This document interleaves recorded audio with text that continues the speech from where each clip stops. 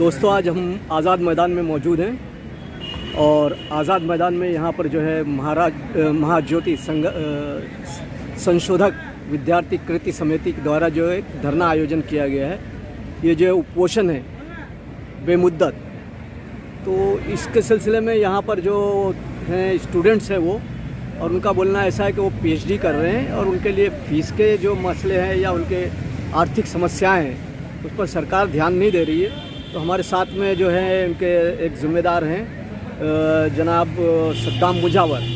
तो सबसे पहले हम उनसे बात करेंगे कि मसला क्या है और क्या चाह रहे हैं वो, उस पर वो आपसे हम बात कर रहे हैं। तो सद्दाम मुजावर साहब, आप ज़रा बताइए तफसील में हमारे देखने वालों को कि आपका क्या मसला है। महाराष्ट्रातल्या ओबीसी, एनटी, व्हीजेएनटी, एसबीसी या प्रवर्गातल्या संशोधन करणाऱ्या विद्यार्थ्यांना महाराष्ट्र शासनाच्या महाज्योती या संस्थेच्या माध्यमातून आर्थिक मदत केली जाते। अत्यंत चांगल्या पद्धतीनं या संस्थेचं काम सुरू आहे। गेल्या 2 वर्षामध्ये 2021 साली 957 विद्यार्थ्यांना आणि 2022 साली 1239 विद्यार्थ्यांना या संस्थेच्या माध्यमातून आर्थिक मदत त्या ठिकाणी करण्यात आलेली आहे। संशोधन करण्यासाठी या संस्थेच्या माध्यमातून विद्यार्थ्यांना ही आर्थिक मदत केली जाते आणि एक चांगल्या पद्धतीनं देशामध्ये महाराष्ट्रामध्ये संशोधन निर्माण करण्याचं काम या माध्यमातून होत असतं।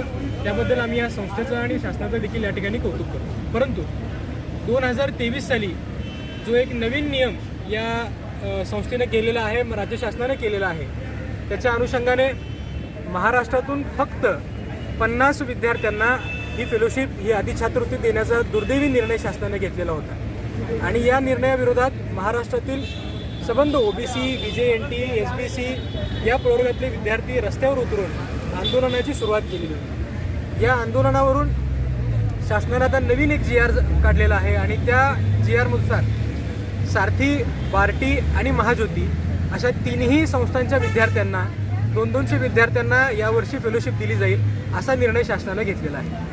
परंतु मागील 2 वर्षांचे निकष पाहता यावर्षी फक्त 200 विद्यार्थ्यांना ही फेलोशिप देणे म्हणजे महाराष्ट्रातील संशोधक विद्यार्थ्यांच्यावर मोठ्या प्रमाणात अन्याय आणि अत्याचार करण्याचे हे काम शासनाने करत आहे। याचा आम्ही या ठिकाणी निषेध करतो। कारण जर 1500-1400 विद्यार्थी जर अर्ज करत असतील आणि त्यामधील फक्त जर 200 विद्यार्थ्यांना ही फेलोशिप जर मिळणार असेल तर इतर विद्यार्थ्यांनी करायचं काय, हा मोठा प्रश्न ह्या विद्यार्थ्यांसमोर निर्माण झालेला आहे। आणि जर आर्थिक मदत शासनाकडून आपल्याला मिळत नसेल तर हे विद्यार्थी आपलं संशोधन बंद करून छोट्या मोठ्या रोजगार आणि कामगारांच्या मध्ये गुंतण्याचं काम त्या ठिकाणी करतील आणि या माध्यमातून त्यांचं शिक्षणही थांबेल आणि ते विद्यार्थी ते शिक्षणापासून मोठ्या प्रमाणामध्ये वंचित राहतील।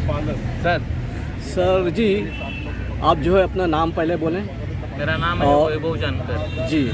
और उसके बाद में ये जो मांगनी का मामला है, इसमें आप क्या सोचते हैं और आपका क्या स्टैंड हो सकता है, मतलब आपका, मतलब आपके तमाम साथियों का, क्योंकि ये तो कॉज ऐसा है कि सबको मिलकर लड़ना है। तो ये लड़ाई आपकी किस तरह रहेगी, थोड़ा इस पर भी आप चर्चा करें तो हम आभारी होंगे आपके। महाज्योती संशोधन विद्यार्थी कृती समिती महाराष्ट्र राज्याच्या वतीनं हे जे आंदोलन सुरू आहे, महाराष्ट्रातल्या सर्वच विद्यापीठांमध्ये संशोधन करणाऱ्या विद्यार्थ्यांसाठी महाज्योतीकडून जी अधिछात्रवृत्ती दिली जाते, ती गेल्या 21 आणि 22मध्ये जेवढे पात्र होते, ज्या ज्या लोकांनी अर्ज केले, जे जे पात्र ठरले, त्या सर्वांना, पात्र असणाऱ्या उमेदवारांना सरसकट अधिछात्रवृत्ती देण्यात आली होती। परंतु आता यावर्षी शासनाने असा निर्णय घेतलेला आहे, ती सारथी असेल, बार्टी असेल, महाज्योती असेल, या सर्वच किंवा TRT असेल, TRT यावर्षीपासून सुरू झालेले आहे, ते आदिवासी समाजातल्या मुलांसाठी आहे। त्यामध्ये एक असा प्रॉब्लेम आहे की सारथी, बार्टी आणि महाज्योतीची विद्यार्थ्यांची संख्या लाक्षणिक होती। 21मध्ये 948 जणांना दिली होती महाज्योती, 22मध्ये ती 1250 लोकांना देण्यात आलेली आहे।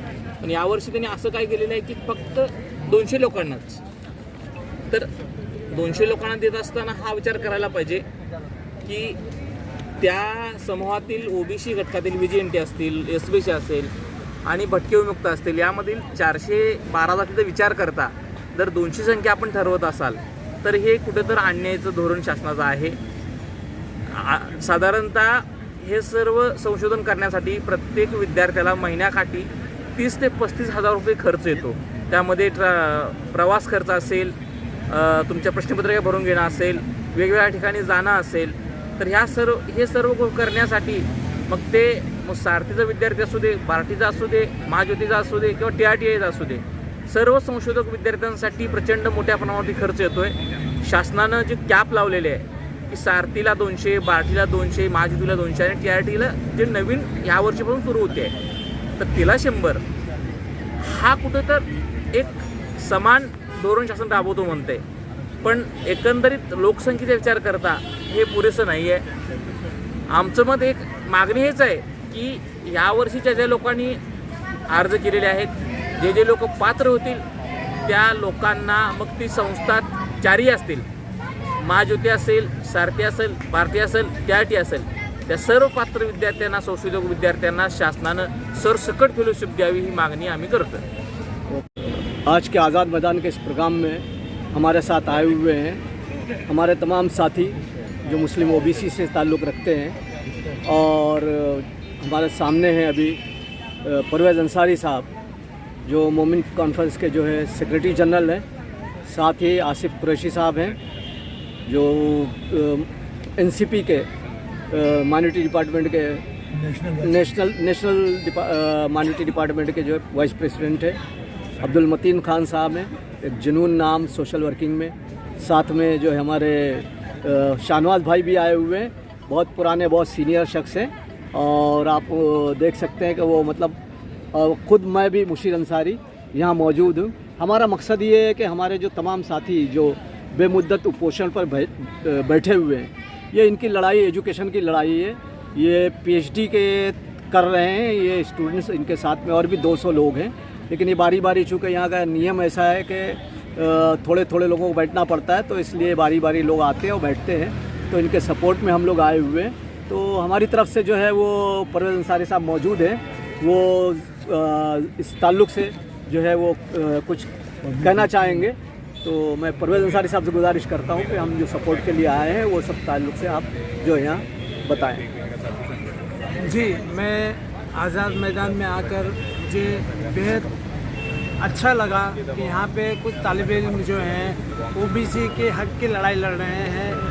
और मैं यहाँ पे इन लोगों को इस मंच से ये वादा करता हूँ कि ऑल इंडिया मोमिन कॉन्फ्रेंस जो 1919 में इस्टेब्लिश हुई थी और जिसकी शाखाएँ हर डिस्ट्रिक्ट, हर स्टेट, हर जगह पर यहाँ पे मौजूद है, तो मैं इनसे ये वादा करता हूँ कि अगर इनकी मांगें पूरी नहीं हुई तो हम लोग सड़क पे उतरेंगे और ये आह्वान लगाएंगे कि हम इनकी जो मांगें पूरी होना चाहिए, ख़ास तौर से एजुकेशन के लिए, जहाँ पे हम लोग रोज़ बरोज़ एजुकेशन के मामले में बिछड़ते जा रहे हैं. और हमें एक बैनर में यहाँ पे देख रहा था कि हमारी एकता बहुत ज़रूरी है OBC की. जब तक हम संघर्ष नहीं करेंगे, रोड पे नहीं आएंगे, हुकूमत